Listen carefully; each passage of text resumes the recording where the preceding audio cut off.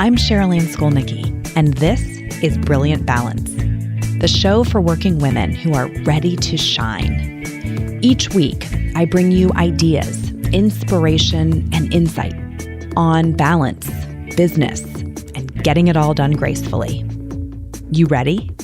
Let's be brilliant. This is episode 278 of the Brilliant Balance podcast. And today my guest is Heather Chauvin. We are talking today about getting emotionally uncomfortable on purpose, which might sound like a paradox, but it is actually absolutely at the center of Heather's work. She, in fact, has a podcast of her own called Emotionally Uncomfortable. And while that might raise an eyebrow or two, I think it actually is such important territory. Heather is someone who has been in this space for a number of years now. She is a former therapist and counselor. She is a stage 4 cancer survivor. She is a TedX speaker. She is a parent.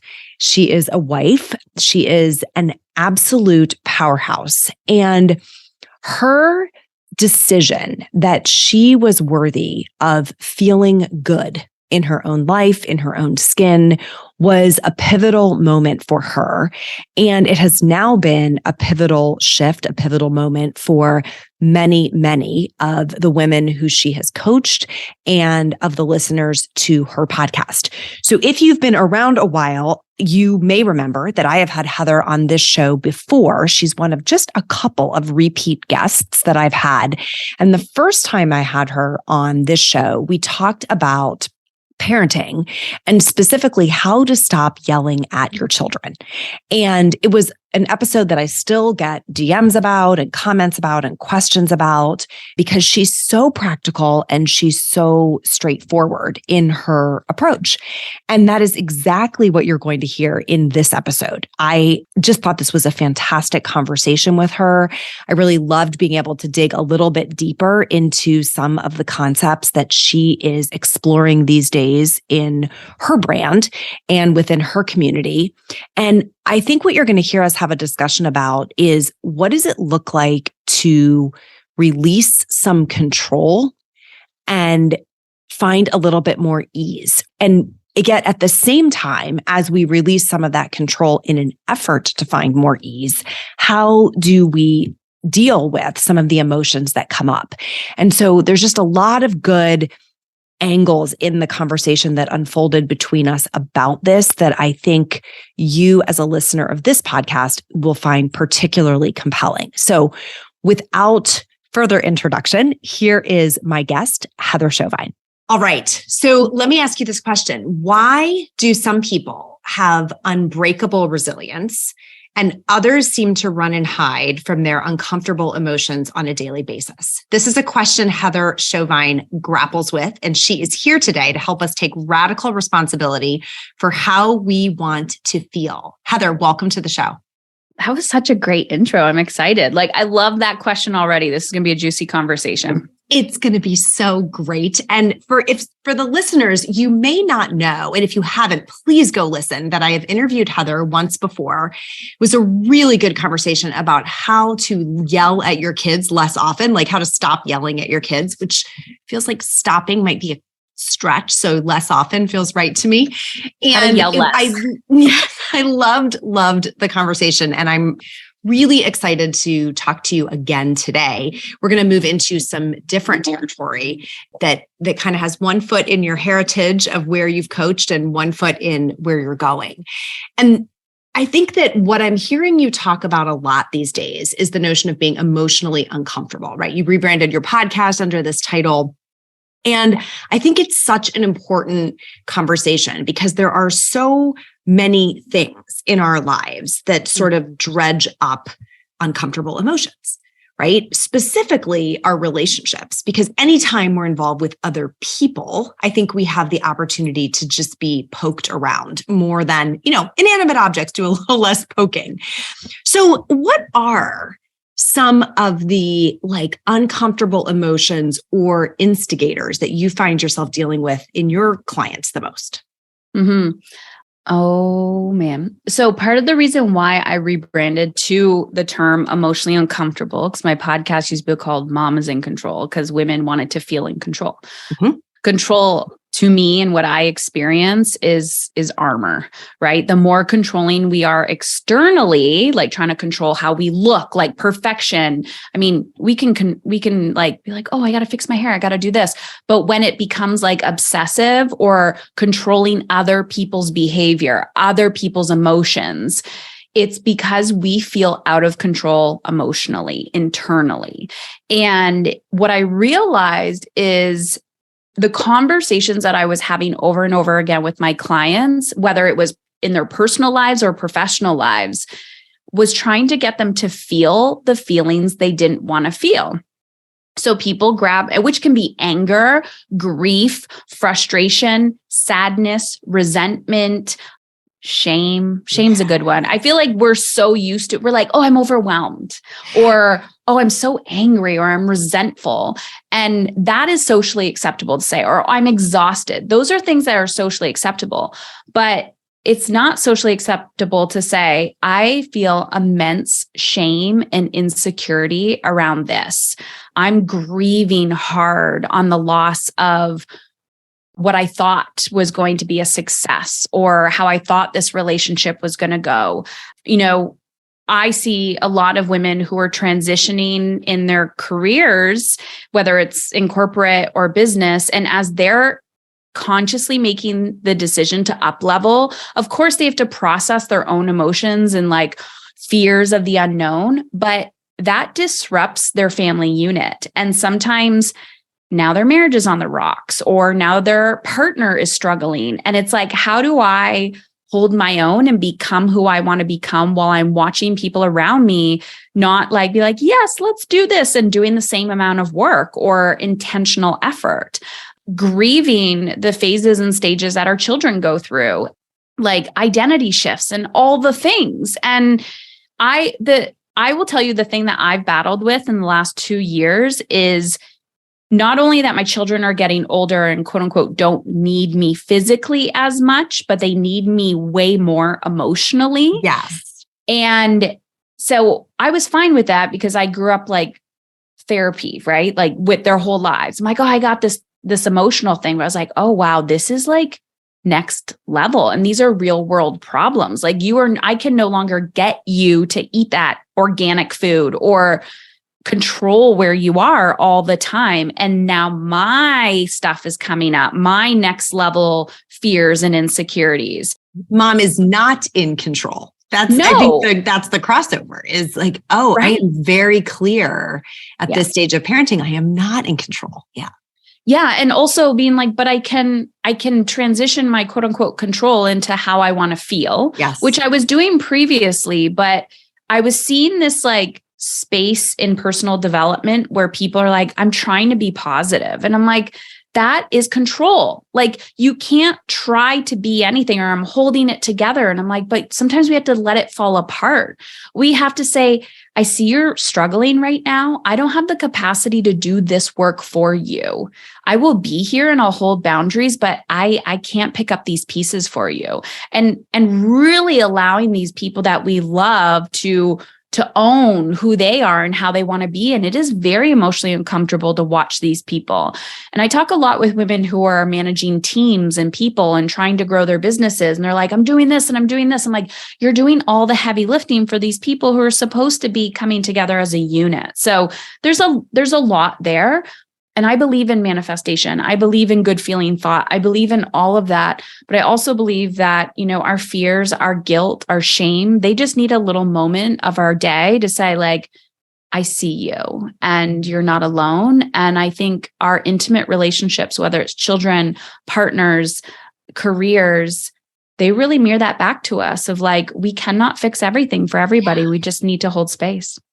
I think this, your background as a therapist, like your history as a therapist and your life experience, lived experience as a parent, right? And a coach now, like this kind of like progression that you're building. One of the things that I'm just really inspired by and also encouraged by is the continuing evolution of like, oh, what have I learned that I'm just a little bit ahead and I can turn around and like serve from my life experience and my professional experience. Like I just see you doing that so beautifully in this chapter.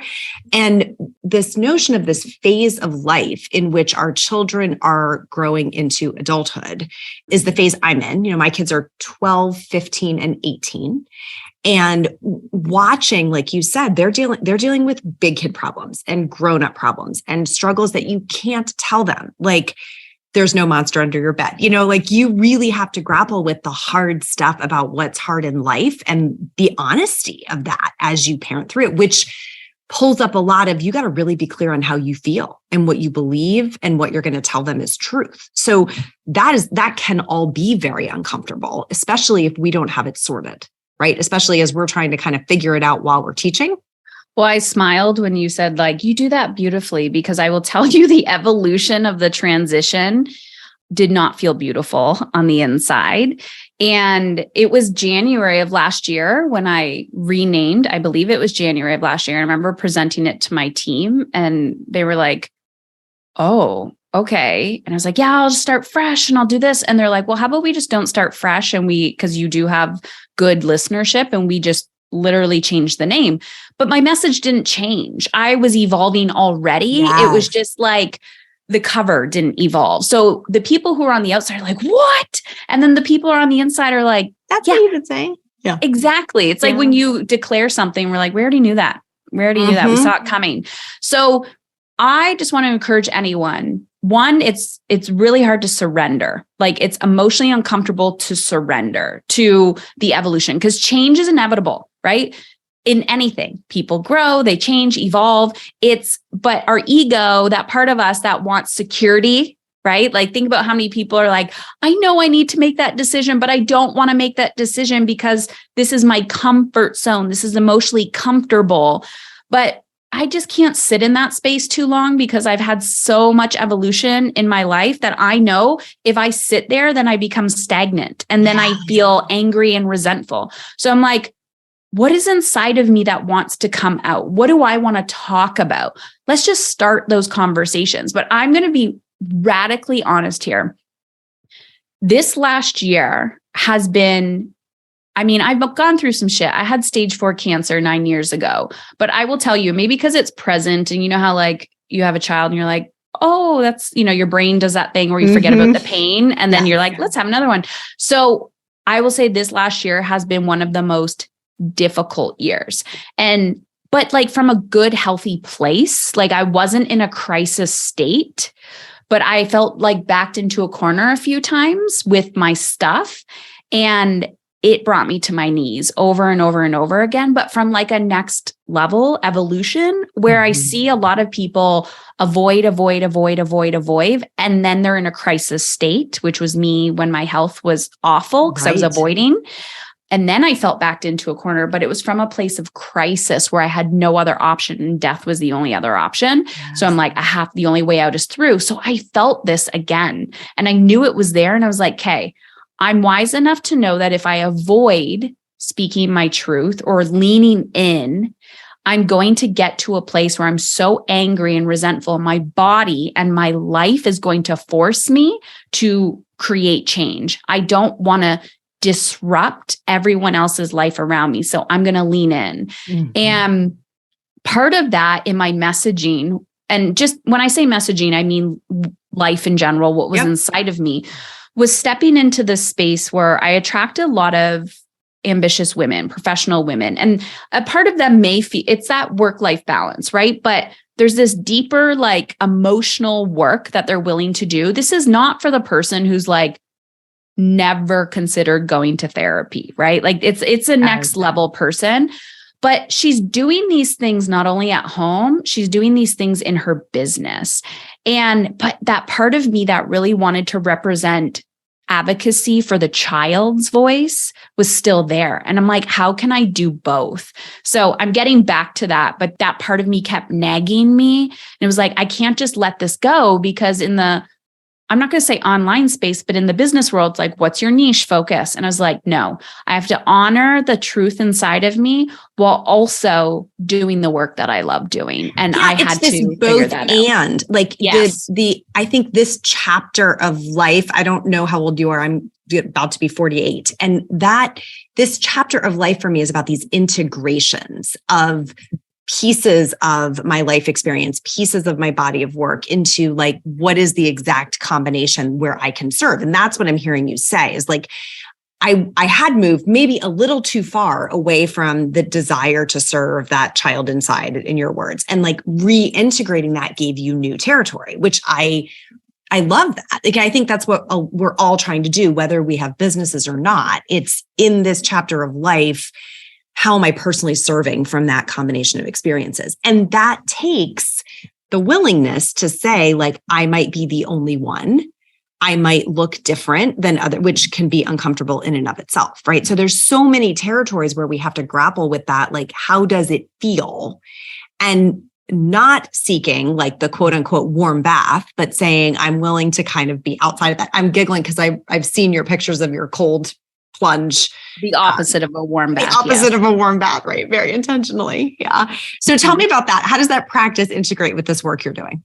So, okay, this is a little off the beaten path and I'll get back to like the cold plunge stuff, but I was thinking about this story and I'm going to not say it correctly. You know, like little hermit crabs or something, like they're going from one shell to the other. And then they're most vulnerable, like in the middle, right? Yes. When they don't have their shell. I've heard stories about this over and over again. And we're animals, right? Like we're natural creatures. So I try to like be like, okay, this is nature. This is natural. We outgrow everything.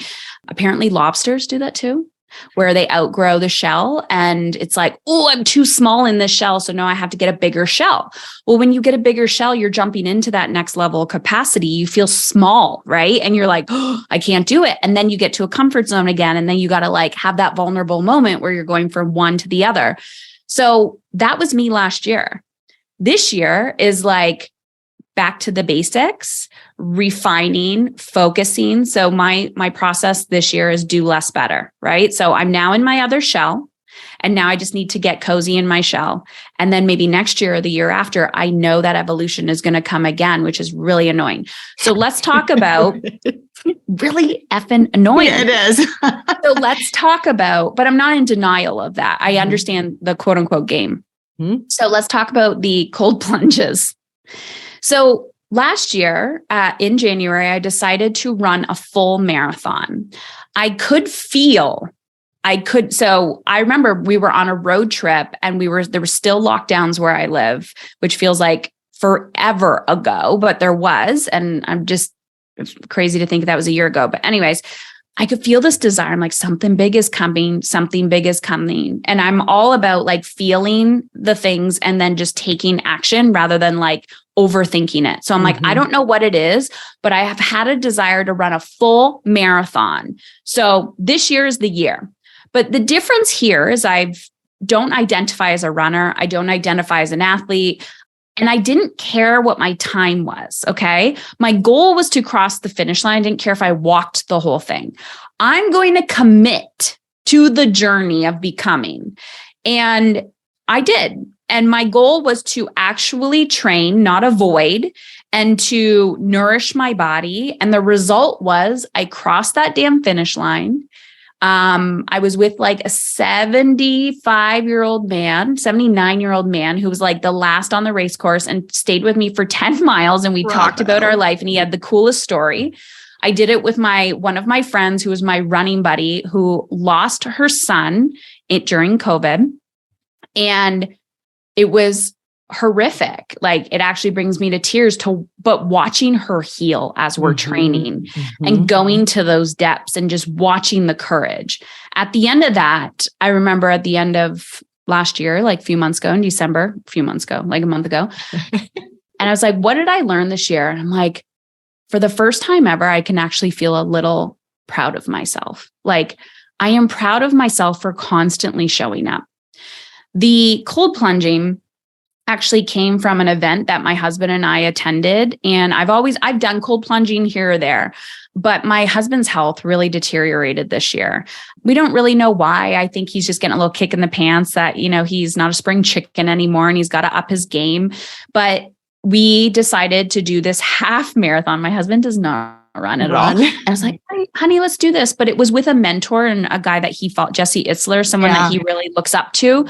So we did the event and he was in so much pain. His body was so swollen. He still is going through his whole process, but there was ice baths there. Mm-hmm. My husband was like, I will never do this. I will never do this. But he was in so much pain that he actually jumped in after the event and like his inflammation went down, all the things. And I was just so proud of him. So we came home. I got this partnership with this tub because I was like, I believe in this so much. And I thought, if I can face something that I don't want to face on a daily basis, and I know that 60 seconds later at minimum, or if I just want to jump in and jump out, I did something that was emotionally uncomfortable that day, I can do other things that I don't want to do. And so I started doing that again and again and watching my husband and my kids jump in here or there.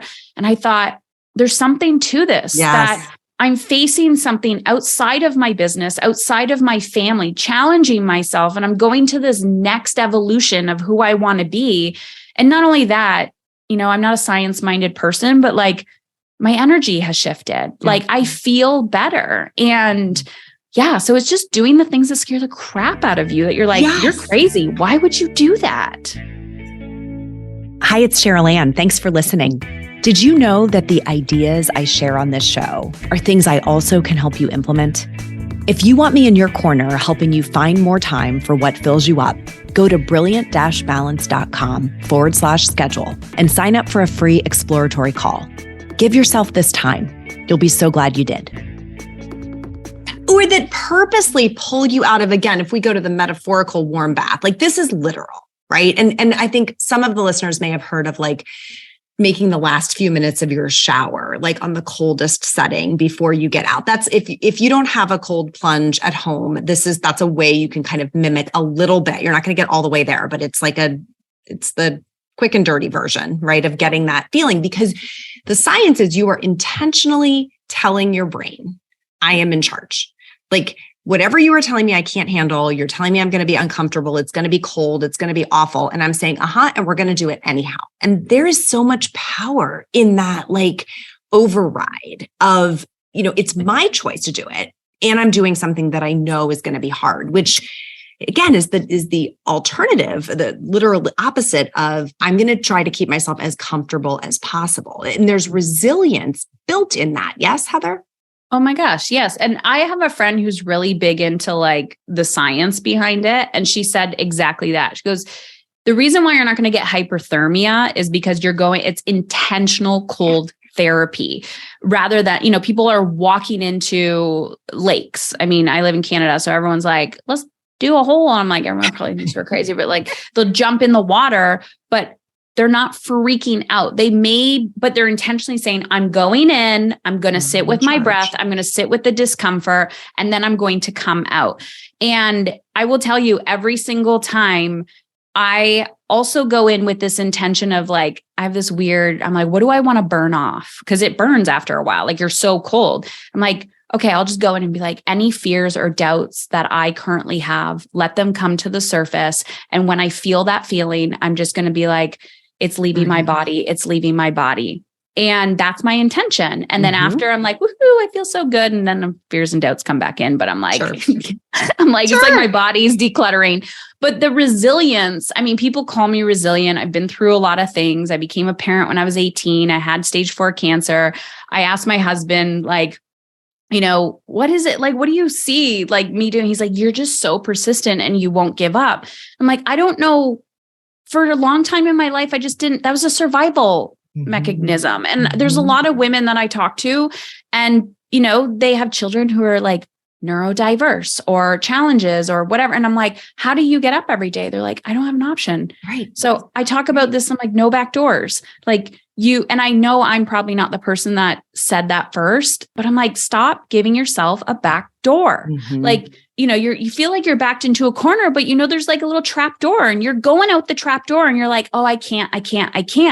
But how many times did you drag your ass off the couch when you had to like get up and feed your child? Right. When you didn't want to. You do the thing when you don't want to for everybody else. What if we just like fueled like just a moment of that energy for yourself and and if you can't make it about you, make it about the other person. So when I don't want to get in that cold plunge, when I don't want to do the emotionally uncomfortable thing, I'm like, who am I going to dedicate this to? And I don't tell the person, but they're in my mind. Yes. And I think it's interesting how there's this bridge in our conversation between emotionally uncomfortable and just plain old uncomfortable, right? Doing things that are uncomfortable on purpose and how that leads us to growth. Because what's the alternative? And I think that's really what I hear you saying is the alternative is if we're saying, I will avoid all uncomfortable situations and emotions, is we will stay exactly where we are. That's uncomfortable, but where our identity is used to suffering. Like think about the history of women and your own generational history in your family. We are used to feeling like shit. We are used to being in debt. Energetic debt, physical debt, emotional debt, spiritual debt, not death. Well, that too. But it's really about like feeling good is emotionally uncomfortable. And I tell people, number one, you need to know what you're after. You don't have to have a crystal clear vision of what you want, because I think that can be overwhelming to people. But you know what you don't want. So start there. And as you're leaning in, intentionality with your action. So simple example is you have that friend, that family member that will text you or call you and they're, like you look at it, you have a visceral response that they're just needy AF and they will suck the life out of you. Instead of picking up the phone and being that rescuer, you are going to sit with your own feelings and create space from the time they text to the time you respond. I'm going to wait 24 hours. And even if you're thinking about them the whole 24 hours, that is being emotionally uncomfortable because you're learning boundaries with yourself. I have had to tell people over and over and over again, I love you deeply. I just don't have the capacity right now. They're like, I know you're busy. And I'm like, my life is full. I am not traditionally busy. I'm over here recharging and owning how I want to feel. I am not here to please you. And if this triggers the shit out of you, that is your emotional response and yours to manage, not mine to manage. And having the courage to say some form of that to people, like, I see you're upset. Let's talk about this when we're both calm, and then just sit with your guilt, your shame, your anger, your resentment, your overwhelm. But I just think when we own how we want to feel, that's truly what we want for the next generation, because your children are watching. And you, I'm not sure if you said the word boundaries, but you sure talked all around it if you didn't, right? In that conversation. And I think there's some questions that have come up in anticipation of your being here that are around that area of, what do we do when we have to release some control and ease into a place of support for the people around us? Like if we're used to saying, I have to control everything, everyone's behavior, the environment, like how we do everything around here. And I want to step back from that so that I can support people, get some more space, hold a more clear boundary. What does that look like in your experience? So there's definitely not a 5-step simple process. Sure. You're going to read books on it. People are going to tell you, what do you do? And I truly believe you already know what to do. And if you don't think you know what to do, I want you to pretend that your best friend or someone that you love dearly just asked the question that you are seeking an answer to. You have the answer for them. So you're just not trusting yourself. But I also want to encourage everybody listening to this that it's not going to happen overnight. So even though you're like, I did it again. Like I said, I wouldn't do that. So white space is really emotionally uncomfortable for a lot of women who are used to doing all the things. So they're like, for me, okay, and perfect example. This year, I'm like, I want to hike more. I say that. And then every Friday, I'm like, I'm going to hike, or at least once a month or something. And then Friday comes around and things start leaking onto my calendar. And I'm like, oh, I'll just do this. I'll just do this. And then it doesn't happen. Mm-hmm. So I'm like, okay, what do I need? I need a friend. So I call my hiking friend. She's got children too, right? So I'm like, hey, this is happening. So I need, she's like, yes, I need this too. Well, then the first week, guess what happens? A kid gets sick. She actually got a concussion. A 2x4 fell on her face. And I was like, what is happening here? I'm like, this universe, you're hilarious. So I'm like, no worries. I'll go by myself. I didn't go. But so I'm like, okay, what am I learning? Right. So then I'm like, it's like, take the contrast and just ease into it. 1 degree better, a little bit more each day. I talk about, there's this concept I created, the 10-minute habit. And it was really inspired by Atomic Habits, James Clear's Atomic Habits. He talks about the 2-minute rule, break everything down into 2 minutes. You want to learn to go to the gym, just put your shoes on and then you're done for day one. So I talk about like, let's put 10 minutes towards something like towards my energetic time management process, which is putting your soul on the calendar. So if I'm like, okay, today I'm going to create 10 minutes towards this energy of this hike I want to go on. So maybe I'm going to do some research for 10 minutes. Where am I going to go on Friday? Tomorrow, I'm like, okay, what do you need to bring? You're going to bring some food. So make sure you have the food. Next day, you're calling the friend. Are we still going? Like you're just tapping into what you want to manifest. And that to me has been so much more sustainable than this all or nothing that we've been conditioned to believe as women. I think that's brilliant, especially the part about like, it's an evolution of at-bats. Like you take a swing at it, it might suck. You might totally not even go on the hike. Okay, what's the next step? How do you sort of keep dialing the amount that you can handle? And I love this idea of energetically, like I'm putting myself in position to do it next time by getting a little closer. I remember seeing you post on social, like I got to the gym and that was my only goal. Like get here. Didn't work out, just got here. Like it's like a wonderful mindset flip, right? Of like most people would say, well, since I got here, now I went and did the whole workout because that's kind of what we've been taught. Nope, just got there. That's all I asked of myself today. And I thought that was really, it's like how many of you listening could benefit from just you're building your way up to the thing. I know there's some people in our community we've talked about like just get to the mailbox and back every day. Like if that's the only steps you're going to do, like, okay, you're warming up to the idea of I had to put the shoes on to get out there and do it. And then, maybe next time it's to the bus stop and it sort of builds from there. So love that. And just to ping off of that, I would do that before. I was like, okay, all you have to do is get to the gym. And then it's just the same as always moving the goalpost where you're like, okay, you said you wanted to make this much. You made that much. Yeah, but that's not good enough. Now you have to go here. Now you have to go. And I was like, you're doing this with your habits, Heather. Like, what is going on? So I'm like, no, you're going to walk into that gym and you've already won.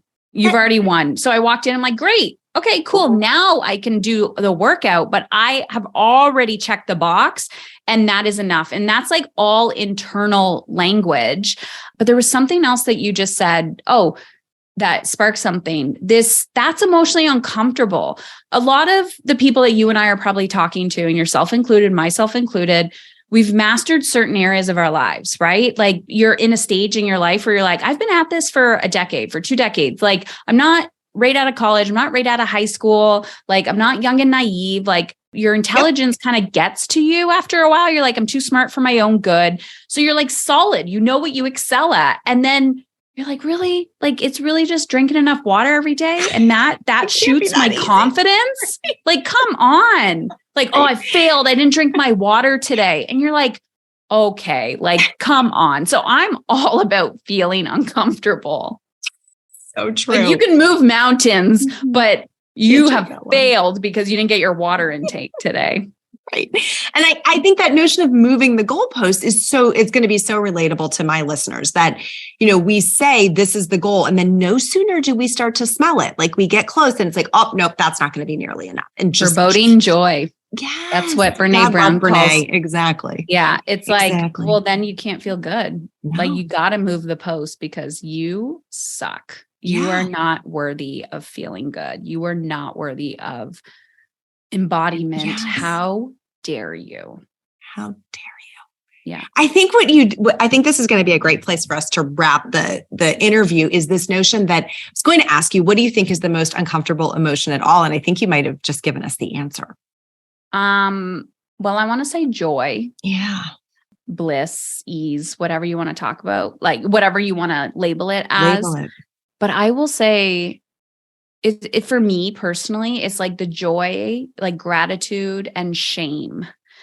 I thought guilt was a thing, like people are like, I just feel so guilty. And again, that's socially acceptable to It's say. the antidote to joy. It's the way we label the joy. Yeah. Right. But guilt is like, oh, I did something bad. Like, oh, I ate the cookie or whatever. I mean, oh God, don't get me started on guilt and food. That's ridiculous. Right. But anyways, I did something bad. I took care of myself. Mm-hmm. But shame is like, I am bad, like to my bones, like all part of me. Like shame is so much deeper. That's incredibly emotionally uncomfortable. And I see a lot of people hide from it. And that's really difficult because people can't find you when you're in a shame spiral. Like that's where people start to really hurt themselves and get in a dark hole. Like I see people go there. I'm like, I know you're hiding. And they're like, oh yeah, I'm just having a week. And I'm like, no, you're hiding. You are like in a shame spiral. And if you don't ask for help, this is going to eat you alive. But on the opposite end of that is like, wow, I felt joy. And then the doors just closed right back. It's the backlash.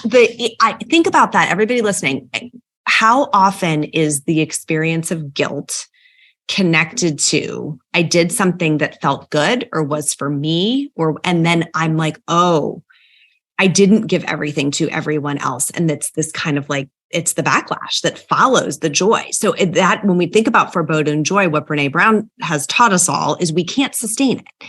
We feel joy and then this kind of like negative emotion comes in to take it away because it's so hard to sustain. And I think that's a really interesting flip, like the relationship between those two. So thank you for that. I think people are going to be chewing on that one for a while, Heather. Yeah. And I just want to add to that quickly is like, I challenge people to be emotionally uncomfortable and to go to those places. And when all of that is coming up, it's that thing that you are like, oh, I so wish I would do that or give myself permission. But until you go to that depth, you will not actually attract the feeling that you desire. So a lot of times I'm like, you literally have access to everything that you want. And I know that there's like a layering here. But because you're avoidant or you're choosing to busy yourself and to avoid doing this thing or experiencing that experience, you actually will not go to the next level. And until you give yourself permission to intellectualize that, you won't go there. And that is the unfortunate truth is you need to want it bad enough. Doesn't matter how much money, time, energy you invest, you have to do less better. You have to go to that thing that you are resistant to.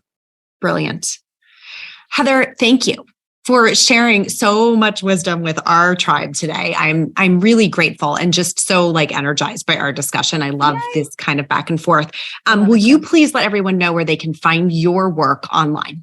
Yeah. So definitely check out the podcast, right? Well, you can see back here, but it's Emotionally Uncomfortable. My book is Dying to Be a Good Mother. And I actually have some private podcast coming up, but I will be talking about that on my own, Emotionally Uncomfortable. And you can find me on Instagram at Heather Chauvin, Chauvin. And I love when people listen to this and then send me a DM. Let me know what your biggest takeaway was. Amazing. Thank you again for being here. It's been an absolute pleasure. All right. I hope you give yourself a little bit of time for all of the good stuff in this episode to sink in. I know I had to spend a little bit of time walking and processing some of the insights that Heather shared, particularly that insight about joy and the sort of relationship between joy and guilt and what that brought up for me as I was listening to her. So I think this is one that you might want to sit with, you might want to come back to, you might even want to journal a little bit about your insights and takeaways from this conversation with Heather. It's so fun for me when I get to just have this back and forth with somebody who plays the game at her level. I loved it. So I hope you did too.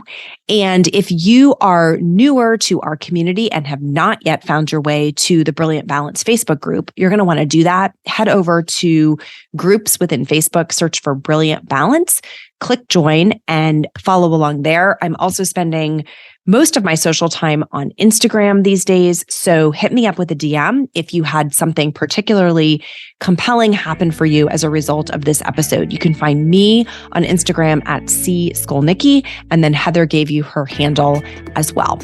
Thanks for listening today. Till next time, my friends, let's be brilliant.